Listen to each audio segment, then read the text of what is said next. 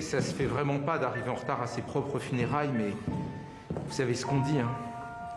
On meurt toujours un peu comme on a vécu, et je dois bien vous l'avouer, je n'ai jamais été quelqu'un de très ponctuel.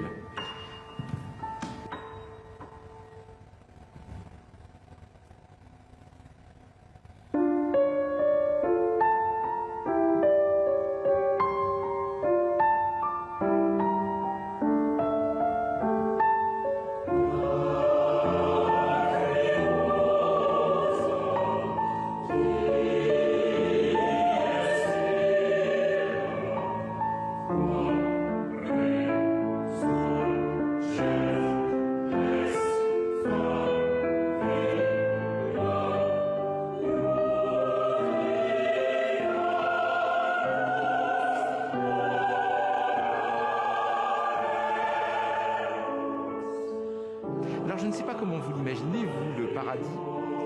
Mais moi, je vois ça un petit peu comme un grand hall d'hôtel avec des grandes verrières et surtout beaucoup de lumière, très très claire. Beaucoup de lumière, très très claire. Bonsoir Jean-François Zigel. Bonsoir. Et bonsoir Pascal. Bonsoir, Merci à bonsoir, tous les deux d'être Bonsoir. avec nous. Vous êtes pianiste, compositeur et improvisateur Jean-François Zigel. Et cette année, vous êtes le parrain de la 31e édition de Musicora, le grand rendez-vous de la musique et des musiciens. C'est dès demain et durant tout le week-end à la scène musicale à côté de Paris. Alors qu'est-ce qu'on pourra y voir ? Des tas de choses, parce qu'en fait, je ne sais pas si vous avez déjà été au salon Musicora, mais c'est comme une sorte de ruche, mais une ruche de musique, une ville de musique. Voilà, c'est la ville de musique.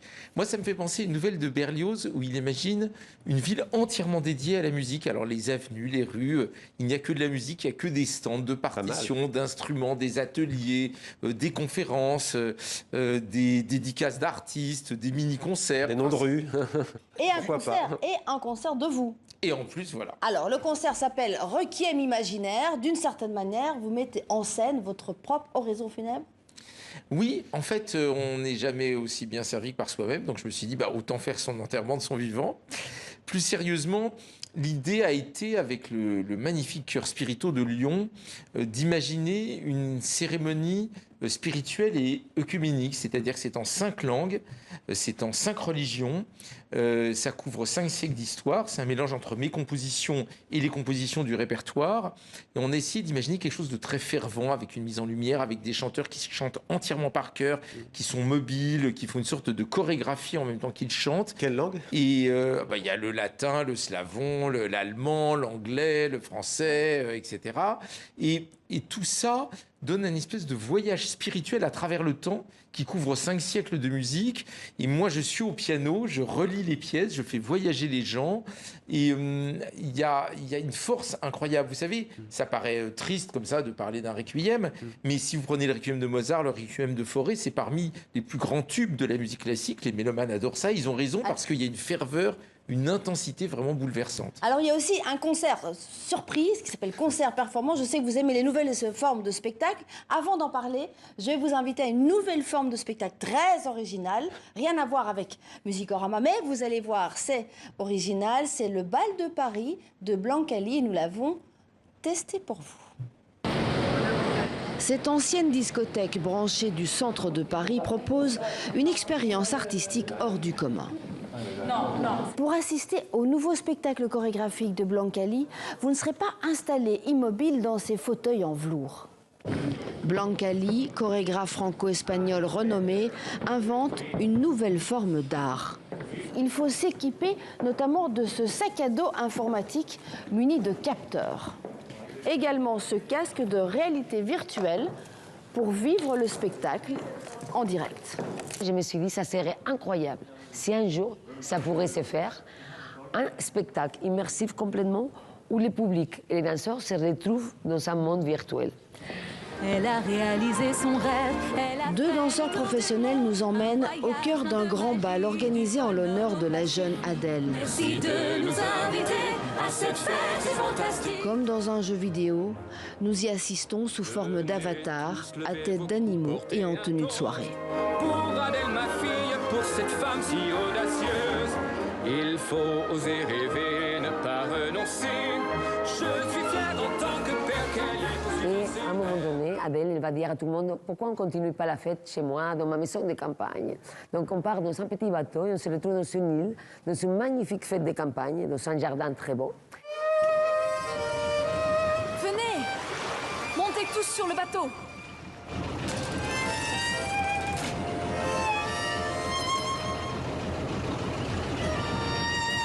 Sans jamais quitter la pièce, nous voici au milieu d'une lagune féerique où des sirènes nagent autour d'un nénuphar géant.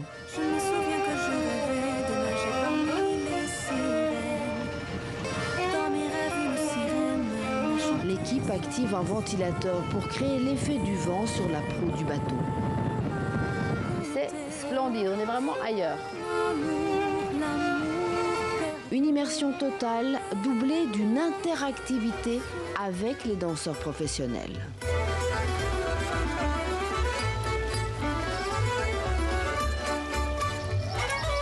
Moi, ce que j'adore, c'est de faire des choses qui n'ont jamais été faites avant.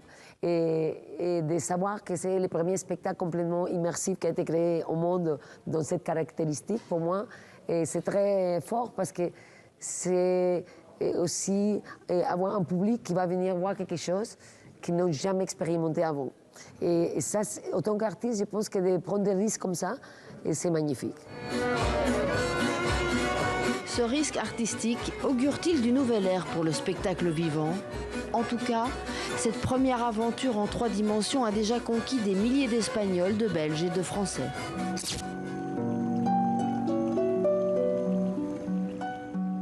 Alors, Monsieur Gisèle, est-ce que ça augure une nouvelle ère pour le spectacle vivant et notamment de la musique classique? Alors, j'écoutais le Chopin jouer à la harpe à la toute fin du reportage, ça a l'air tout à fait fascinant.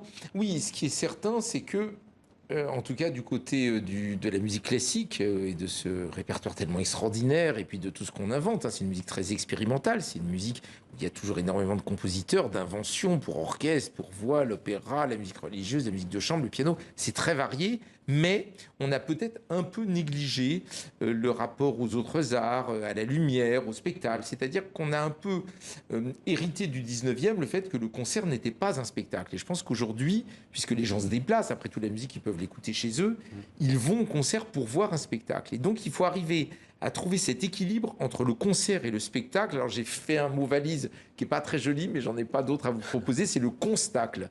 Voilà, nous joli. devons créer des constacles. Et moi, j'essaye de faire ça, c'est-à-dire pas à ce point-là, ce que fait Biancali, évidemment, qui est extraordinaire, mais qui est véritablement du spectacle. Moi, c'est plus modeste, c'est l'idée que chacune des soirées que je propose est un concert, mais un concert avec mise en espace, avec lumière, avec un fil directeur, avec quelque chose qui fasse que c'est une soirée. C'est autant un concert qu'un spectacle. C'est ce que vous faites dans Musicora, vous improvisez dans ce concert performance, c'est-à-dire que chaque spectacle est différent et vous mettez en scène différemment la musique classique. Absolument, là c'est une performance tout à fait particulière, très, très virtuose, très acrobatique, c'est ce que je vais faire demain. Mais le samedi, c'est avec le chœur, c'est avec toute cette cérémonie et tout ce second degré aussi qui va avoir lieu. Et voilà, je continue comme ça chaque semaine d'essayer de créer des formes nouvelles de concerts. Ça, je crois que les nouvelles formes de concerts, les nouveaux formats sont très importants pour nous, les musiciens classiques, j'allais dire, du XXIe siècle. Oui. Bien sûr, bien sûr. Eh bien, on est impatient de voir. Ah ben, j'espère bien que vous serez heureuse. Elle danse bien, hein. Elle danse très très bien. Ah, je savais, vous Et alliez rigoler. Et sur votre musique, merci beaucoup Jean-François Zigel. Mais c'était un Pascal. plaisir. Merci, monsieur Zigel. Merci.